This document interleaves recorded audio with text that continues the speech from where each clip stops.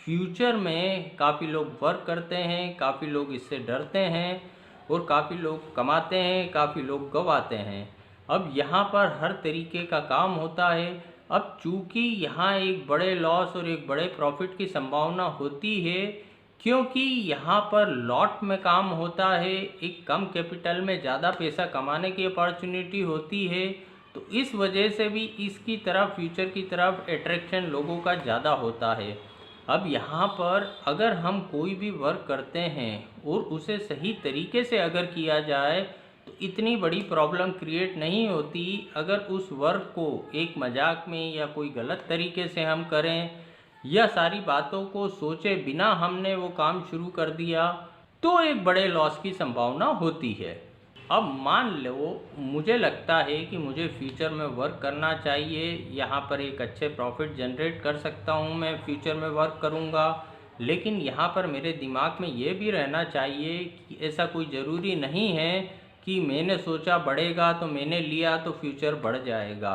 यहाँ पर मैं गलत भी हो सकता हूँ, फ्यूचर गिर भी सकता है। उसका कारण ये है कि भाई इंट्राडे में सब कुछ सही था, मैंने कोई फ्यूचर ले लिया, लेकिन उस फ्यूचर से रिलेटेड, उस स्टॉक से रिलेटेड इंट्राडे में सेम डे में कोई बुरी खबर आ गई और सडनली उसमें एक बड़ा फॉल हो गया, तो मेरे देखते ही देखते मुझे बड़ा कैपिटल लॉस लग गया। हो सकता है रुपए 2 रुपए वो फ्यूचर मेरा ऊपर चल रहा हो, लेकिन विद इन 1 मिनट सारी परिस्थितियाँ बदल गई, मेरा प्रॉफिट तो गया गया और काफ़ी बड़ा लॉस में मैं चला गया। या मैंने कोई फ्यूचर कैरी फॉरवर्ड कर लिया और 3:30 बजे बाद कोई बुरी खबर आ गई उससे रिलेटेड, मैं ट्रेड के अगेंस्ट में खबर आई, तो यहाँ पर फिर gap up gap down opening हो गई, फिर मुझे बड़ा लॉस लग गया। तो यहाँ पर एक ये पॉसिबिलिटी हो सकती है जो बड़े लॉसेस लगते हैं। तो यहाँ पर हमारा मेन मकसद क्या होना चाहिए कि भाई लॉस को मिनिमाइज करते हुए हम वर्क करें। एक लॉस को हम पहले कैलकुलेट करें, उस कैलकुलेशन के बाद हम यहाँ पर प्रॉफिट जनरेट करने के लिए वर्क करें।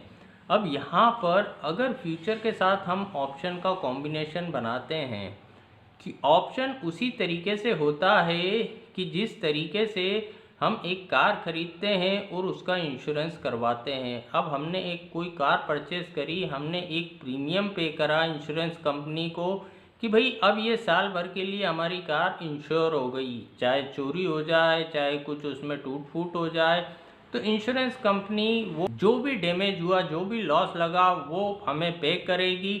उसके लिए वो एक हमसे प्रीमियम लेती है। उसी तरीके से ऑप्शन मार्केट होता है कि अगर हम हमारा फ्यूचर को इंश्योर करना चाहते हैं, उसका इंश्योरेंस करना चाहते हैं, तो हम साथ में ऑप्शन परचेज करते हैं किसी भी फ्यूचर का। अगर हम इंश्योरेंस करते हैं, उसे प्रोटेक्ट करना चाहते हैं, तो उसका हम ऑप्शन साथ में परचेज करते हैं। ये उसी तरीके से होता है कि हमने हमारे फ्यूचर का एक इंश्योरेंस कर लिया। जैसे मैंने कहा कि हर बार ऐसा नहीं होता कि मैंने सोचा लिया और वो बढ़ गया। यहाँ पर अगर मैंने सोचा लिया और वो गिर गया, उसके लिए हमने एक ऑप्शन लिया साथ में उसी का कि अब हमने एक प्रीमियम पे करके ऑप्शन ख़रीदा है कि अब उस फ्यूचर का इंश्योरेंस कर लिया। ये तो हुई बेसिक बातें। अब यहाँ पर कुछ आसान एग्जाम्पल के साथ मैं समझाऊंगा तो बहुत इजीली आपको समझ आ जाएगा, कोई कॉम्प्लिकेटेड नहीं है। यहाँ पर मुझे लगता है कि भाई मुझे निफ्टी का फ्यूचर लेना चाहिए। निफ्टी 11,000 पे चल रही है और मुझे लगता है कि भाई इस महीने इसमें एक अच्छी तेज़ी आने की संभावना है। ये 11,000 से 11,400, 11,500 तक जा सकती है। मैंने निफ्टी का फ्यूचर ले लिया। अब मेरे फ्यूचर लेने के बाद यहाँ पर मेरे दिमाग में ये भी था कि भाई बाय चांस गिर गई निफ्टी, मेरा प्रेडिक्शन फेल हो गया, तो उसके लिए मैंने इंश्योर करा। मैंने देखा कि भाई 11,000 स्ट्राइक प्राइस का एक पुट ऑप्शन यहाँ पर मान लो 100 रुपये का चल रहा था, मैंने उसे 100 रुपये पर ले लिया। अब मैंने यहाँ दोनों संभावना क्रिएट कर ली, निफ्टी का फ्यूचर लिया, यानी वो तो एक तेज़ी की संभावना हो गई, लेकिन साथ में एक इंश्योरेंस करा 100 रुपये प्रीमियम पे करके। वो 100 रुपये प्रीमियम पे था, 11,000 स्ट्राइक प्राइस का पुट, 100 रुपये प्रीमियम कर पे करी और वो मैंने निफ्टी का फ्यूचर को इंश्योर कर लिया कि मैक्सिमम जो मेरा लॉस लगेगा वो मेरी प्रीमियम का लॉस लगेगा। अगर मेरा प्रिडिक्शन फेल हो जाता है, 11,000 से निफ्टी 10,000 आ जाती है, तो जो मेरा मैक्सिमम लॉस रहा, जो मैंने प्रीमियम पे करी वो रहा। बाकी का जो 1,000 पॉइंट निफ्टी गिर गई थी उसमें से 900 पॉइंट तो मुझे मिल ही जाएगा। तो यहाँ पर मैंने एक फ्यूचर को प्रोटेक्ट करा। अब यहाँ पर इसी तरीके से मान लो कोई मुझे स्टॉक लगता है कि ये स्टॉक गिरेगा, वो स्टॉक 100 रुपये का चल रहा था, अब 100 रुपये पर मैंने उसे शॉर्ट सेल कर दिया उस स्टॉक को। अब बाय चांस वो स्टॉक बढ़ गया, तो यहाँ पर मैंने उस स्टॉक का इंश्योरेंस करा। मैंने देखा 100 रुपये स्ट्राइक प्राइस का कॉल ऑप्शन मान लो 10 रुपये का चल रहा था, 10 रुपये पर मैंने वो कॉल ऑप्शन ले लिया। अब यहाँ पर मैंने मंदी की संभावना प्रिडिक्ट करी थी, फ्यूचर स्टॉक का शॉर्ट करा था 100 रुपये पर, लेकिन मैंने यहाँ पर एक तेज़ी की संभावना भी ले ली। 100 स्ट्राइक प्राइस का कॉल 10 रुपये पे ले लिया, 10 रुपये प्रीमियम पे करके ले लिया। अब यहाँ पर अगर वो बढ़ जाता है, मेरा प्रिडिक्शन फेल हो जाता है, स्टॉक 100 से 200 हो जाता है, तो यहाँ पर जो मेरा मैक्सिमम लॉस रहेगा वो जो मैंने प्रीमियम पे करी है उसी का रहेगा। अब यहाँ पर अगर फ्यूचर एंड ऑप्शन से रिलेटेड आपको बेसिक नॉलेज है तो ये सारी बातें आपको समझने में कोई परेशानी नहीं होगी। जहाँ तक ये नंबर्स का सवाल है, ये एक इमेजिनेशन के नंबर हैं कि भाई हो सकता है वो 10 का हो, 12 का हो, क्योंकि अलग अलग टाइम में प्रीमियम अलग अलग हुआ करता है। स्टार्टिंग ऑफ द मंथ में प्रीमियम ज़्यादा रहता है, मिडिल ऑफ द मंथ में प्रीमियम थोड़ा ख़त्म हो जाता है, और जैसे नियर हम एक्सपायरी बढ़ते हैं वैसे ऑप्शन में प्रीमियम और कम हो जाता है। तो यहाँ पर हमें जब भी एनालाइज करना है हम उस एक्चुअल नंबर को देख के करें। और यहाँ हम हो सकता है स्टार्टिंग ऑफ द मंथ में अगर पोजीशन क्रिएट कर रहे हैं तो हमें ज़्यादा प्रीमियम पे करना पड़े, क्योंकि पूरा मंथ हमारे पास बचा है। हो सकता है हम मिडिल ऑफ द मंथ में पोजीशन क्रिएट कर रहे हो तो थोड़ी हमको कम प्रीमियम पे करना पड़े, और अगर हम नियर एक्सपायरी कर रहे हैं तो और कम हमें प्रीमियम पे करना पड़े। तो यहाँ पर ये एक इमेजिनेशन के नंबर हैं और आप एक्चुअल नंबर पे चेक करें। अब यहाँ पर मैंने स्टॉक को शॉर्ट करा और साथ में कॉल ऑप्शन ले लिया।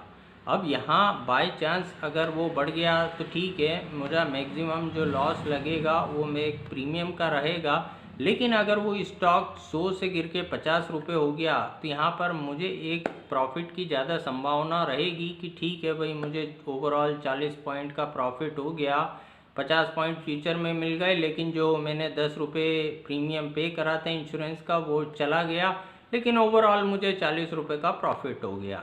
अब ये तो एक सिंपल हुआ कि भाई इस तरीके से हम कर सकते हैं। ये चीज़ें बहुतों के नॉलेज में भी रहती हैं, बहुत लोग इसका उपयोग भी करते हैं, लेकिन यहाँ पर जैसे मैंने कहा कि भाई एक फंड मैनेजमेंट की बात आती है कि अगर हम इस मार्केट में एक लंबा समय तक वर्क करना चाहते हैं तो फंड मैनेजमेंट सबसे इम्पॉर्टेंट होता है।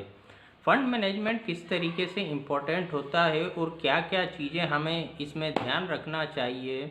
सबसे पहली चीज़ ये होती है कि भाई आप फ्यूचर ले रहे हैं, हम या मैं फ्यूचर ले रहा हूँ या फ्यूचर बेच रहा हूँ स्टॉक का या इंडेक्स का, तो उस खरीदने या बेचने से पहले मैं कुछ ना कुछ तो देखता हूँ कि भाई ये टेक्निकल टूल है, इसको मैंने देखा अब बढ़ेगा, या ये टेक्निकल टूल है इसमें सेलिंग आई तो अब गिरेगा।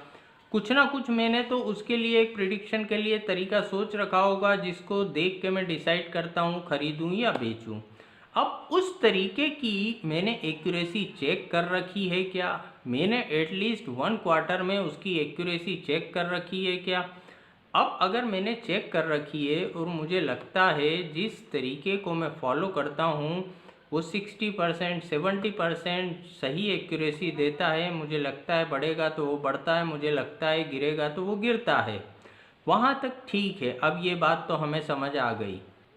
अब यहाँ पर दूसरी बात यह आती है कि जैसा हम जानते हैं अलग अलग स्टॉक का फ्यूचर का मार्जिन अलग होता है, निफ्टी का मार्जिन अलग होता है, बैंक निफ्टी का मार्जिन अलग होता है। तो हमारे पास अवेलेबल कैपिटल क्या है, हमारे पास अवेलेबल कैपिटल क्या है वो हमें देखना चाहिए कि कम से कम हमारे पास इतनी अवेलेबल कैपिटल हो कि जो एक मार्जिन हो वो हम पूरा पे कर सकें, और साथ में जो ऑप्शन वगैरह हमें लेना है उसके लिए रिक्वायर्ड कैपिटल हो और थोड़ा एडिशनल हमारे कैपिटल हो M2M के हिसाब से। और यहाँ पर सबसे अच्छी बात ये होती है कि एक डर नाम की जो चीज़ होती है वो ख़त्म हो जाती है, क्योंकि सारी चीज़ें पहले से कैलकुलेटेड होती हैं। हमको मालूम है हमें कितना लॉस लगेगा, हम स्क्रीन पे रहें नहीं रहें। यहाँ पर कोई भी सडनली बुरी खबर भी आ जाए तो भी हमें ऐसी घबराहट नहीं होती।